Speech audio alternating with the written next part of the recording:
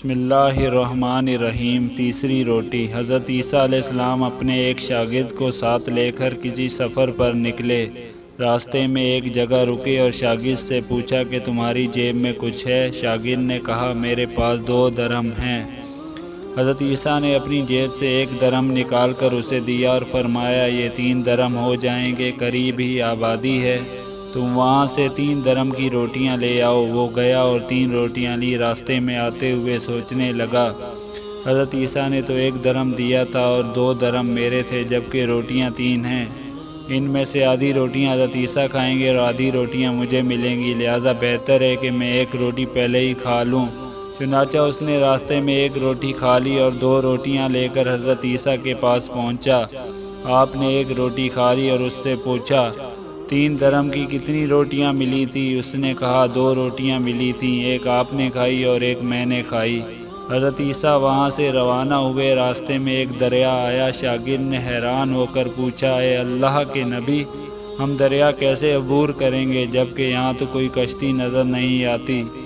حضرت عیسیٰ نے فرمایا گھبراؤ مت، میں آگے چلوں گا، تم میری ابا کا دامن پکڑ کر میرے پیچھے چلتے آؤ، خدا نے چاہا تو ہم دریا پار کر لیں گے۔ چنانچہ حضرت عیسیٰ نے دریا میں قدم رکھا اور شاگرد نے بھی ان کا دامن تھام لیا۔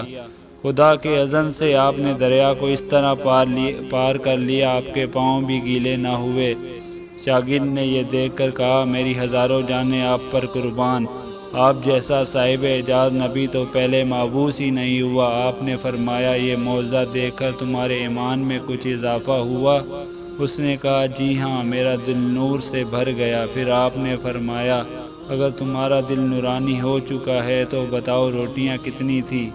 اس نے کہا حضرت روٹیاں بس 2 ہی تھیں۔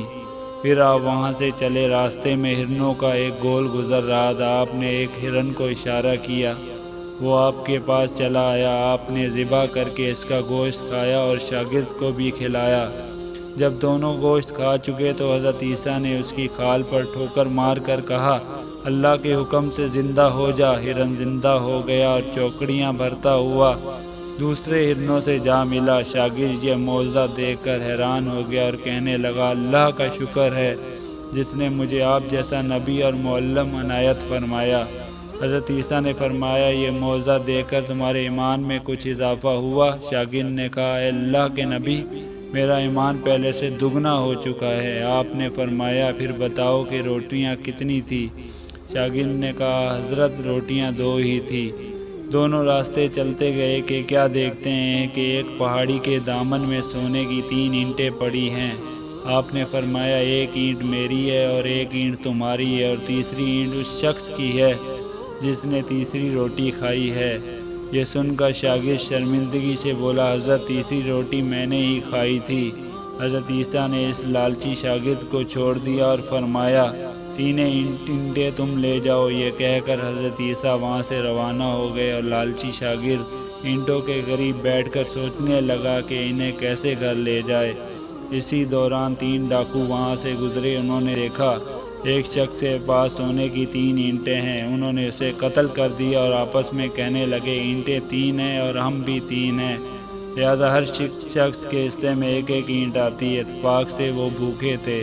انہوں نے ایک ساتھی کو پیسے دیے اور کہا کہ شہر قریب ہے، تم وہاں سے روٹی لے آؤ، اس کے بعد ہم اپنا حصہ اٹھا لیں گے۔ وہ شخص روٹیاں لینے گیا اور دل میں سوچنے لگا اگر میں روٹیوں میں زہر ملا دوں تو دونوں ساتھی مر جائیں گے اور 3 اینٹیں میری ہو جائیں گی۔ ادھر اس کے دونوں ساتھیوں نے آپس میں مشورہ کیا اگر ہم اسے قتل کر دیں تو ہمارے حصے میں سونے کی 1.5 اینٹ آئے گی۔ جب ان کا تیسرا ساتھی زہر آلود روٹیاں لے کر آیا تو ان دونوں نے منصوبے کے مطابق اس پر حملہ کر کے اسے قتل کر دیا۔ پھر جب انہوں نے روٹی کھائی تو وہ دونوں بھی زہر کی وجہ سے مر گئے۔ واپسی پر حضرت عیسیٰ وہاں سے گزرے تو دیکھا کہ اینٹیں ویسی کی ویسی رکھی ہیں، جب ان کے پاس سے لاشیں بھی پڑی ہیں۔ آپ نے یہ دیکھ کر ٹھنڈی سانس بھری اور فرمایا دنیا اپنے چاہنے والوں کے ساتھ یہی سلوک کرتی ہے۔ ہمارے چینل کو سبسکرائب کر دیں اور ہماری فیملی کا حصہ بنیں۔ بہت بہت شکریہ۔